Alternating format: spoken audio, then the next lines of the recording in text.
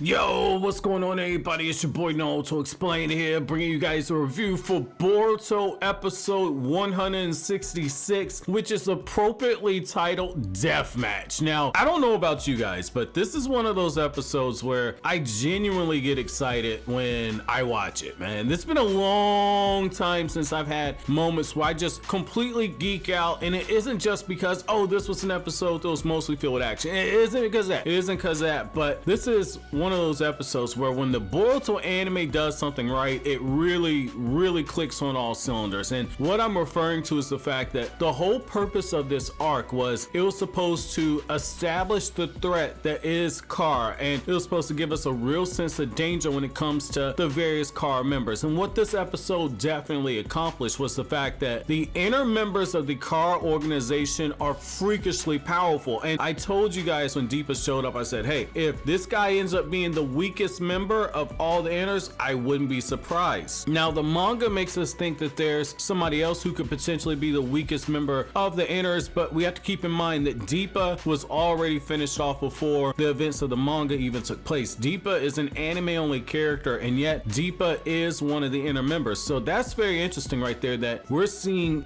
just what the weakest member can do. And what you see in this episode is that this dude is toying around with Boruto and Team 7, and it makes a lot of sense when you think about it, because let's be real for a second. Like I told you guys a few episodes back, Amoe is a Raikage candidate, and the fact that Deepa was just bodying this dude and he was doing a little bit of fighting, you can tell that Amoe hung in there for a pretty decent amount of time, because that fight spanned a pretty good length in time. It was long enough for Boruto and them to have several interactions with those ninja from the Haze village. So Amoe did his job, he lived up to his status. It's just that Deepa's just that much more powerful. And what's so brilliant about this is the fact that all the Car members have had their bodies enhanced. I'm not gonna say enhanced with what, because I don't want to spoil the anime only fans, but these people, they're unnaturally strong, and there's a really good reason for it. The people that read the manga know exactly what that is. And so you're seeing just how overpowered these guys are. And what I love about this is that when you get a character like Deepa, who by its nature is just an absolute troll, this is giving us an opportunity to where the Boruto series is introducing a character that is giving off Hisoka vibes. The only difference is, it's like, you know, Hisoka had those questionable moments where he was looking at Gon and Killua, and you thought, okay, this guy clearly has some other intentions, even though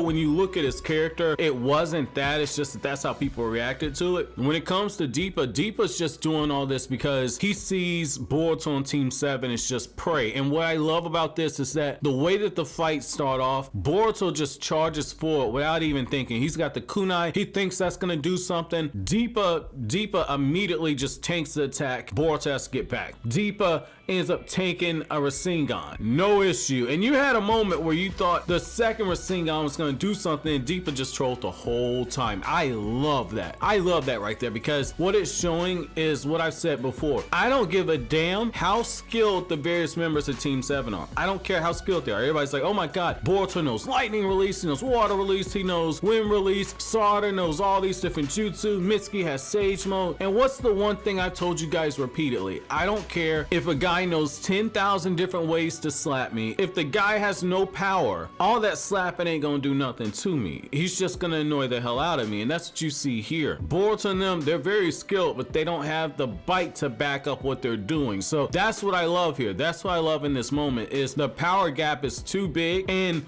the only real hope that they have is they got to find a weakness in Deepa's attacks. And I think that obviously once Sarada starts training her Sharingan, that something's going to happen. She's going to be able to find that weakness, and it's just a matter of catching the guy off guard, because he's already demolished the members of Team 7. So at this point, it's one of those things to where he's not going to take them seriously the next time, and he's going to fall into the trap that another member of the Car organization did that fought against Team 7. No spoilers on that. It's just that it's that classic shonen trope. You know, you can't underestimate the people that you're fighting. So what I like in this moment is that they're giving you an opportunity for Deepa to get real heat. Now, that's a wrestling term. That's basically saying that the heel in the wrestling business was working over the crowd so much to where the crowd was super invested in them and people are rooting against them. You want to get as much heat as possible for your heel. And so when it comes to Deepa, it's the same thing. So I like how they first introduced this dude in this episode to where before you you even see them. If you listen very closely when those brothers from the Hayes Village are about to reunite, you actually hear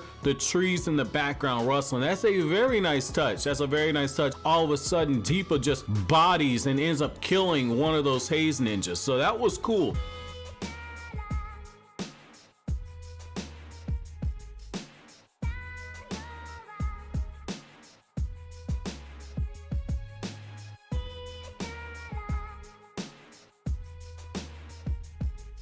The other thing is I like how Team 7 immediately notices that there's something going on with his body, and in typical cliche fashion, Deepa says that his stones are the most beautiful thing in the world. He used carbon that can be absorbed into his body. Basically, it enhances everything that he does. So that's not, I'm not gonna call that steel release, which is something we got in the, if I'm not mistaken, in the Garahida novel as well as in the Naruto Shippuden movie 3, but I'm not gonna call it steel release. I'm not gonna call that earth release either, because you know, Kakazu had a jutsu that hardened his body. This looks like it's something different. Now, if it's rooted in a change in chakra nature, it's more than likely going to be earth release. It remains to be seen. Sarada's Sharingan would be able to break that down. All the more reason why she needs to train it. Wonder who could teach her that. I like the way that they handled this fight, man. This was a very beautifully done fight here. What's so crazy about it is, like I said before, it's about getting heat for the car members, and so you get this moment where you get the ultimate reveal where all of a sudden Team 7 sees what we, the audience, have already known, that Victor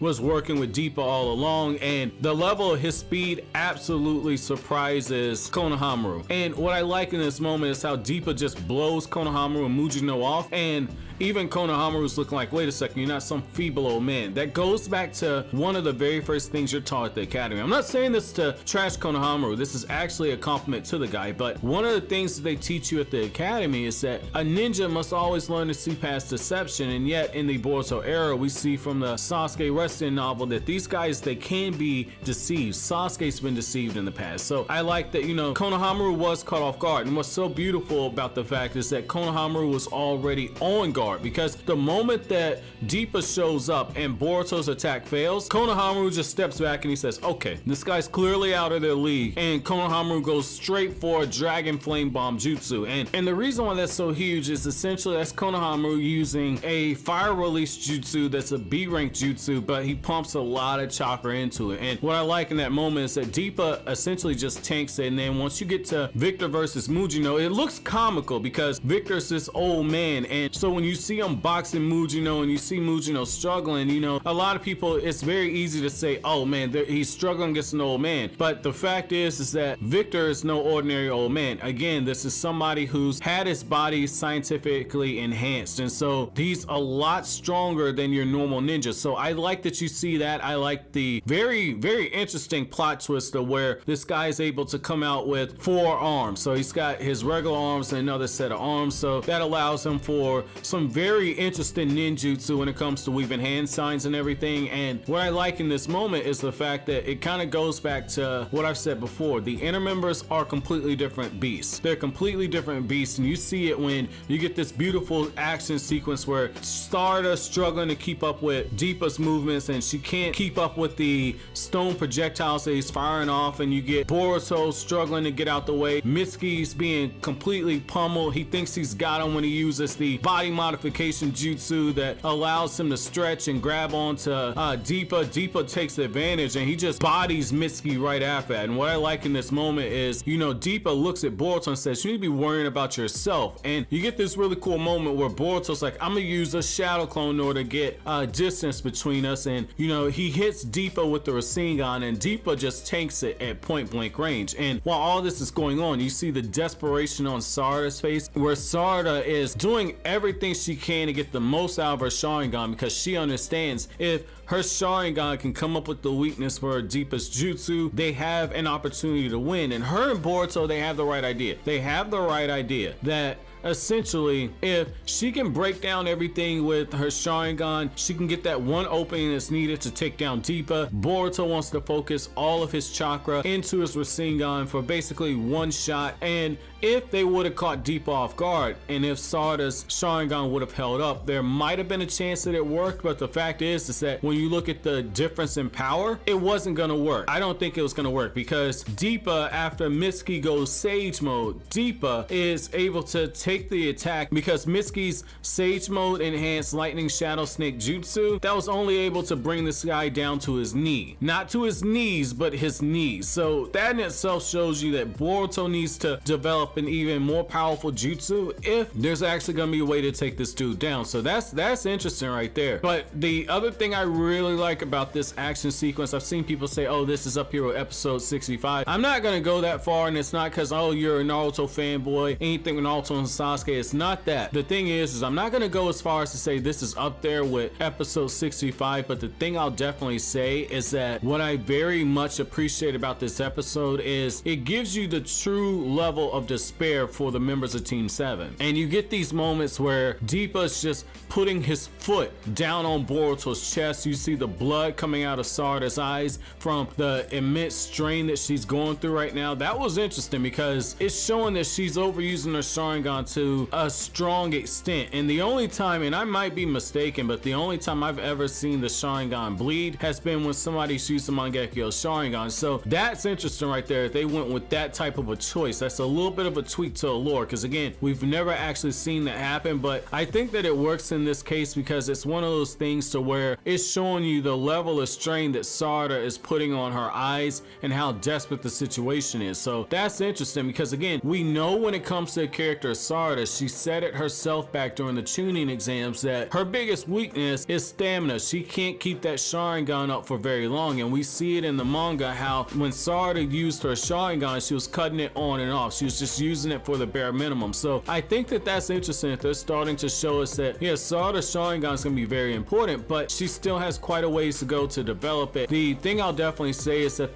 but I think the one thing that we can definitely take away from this episode is that Deepa's a completely different animal because the guy tanks a forbidden jutsu from the Haze Village like it ain't nothing. And it's not just one of the regular forbidden jutsu we've seen them use. It looks like those earrings did serve a purpose. So basically the earrings of all four of those Haze Ninja, essentially it allows them to make this forbidden jutsu that was supposed to be enough to kill Deepa. Obviously it did not kill Deepa, but still, just to see that level of a sacrifice and this guy be able to tank it, very nice touch. And what I'll definitely say is that moving forward, Deepa and Victor, they're a problem. What I'll definitely say in closing is that this is what I like when the anime does the anime original arcs that are meant to support the upcoming manga arc, which is essentially establish Car and give us stuff that even manga readers didn't know, and stuff that enhances the stuff in the manga to where we didn't know that Victor was this strong, and yet based on the information that we have from the manga, we knew that the guy had some powers. Just that the guy, not to give out any spoilers, he wasn't that impressive in the manga, but it really just highlights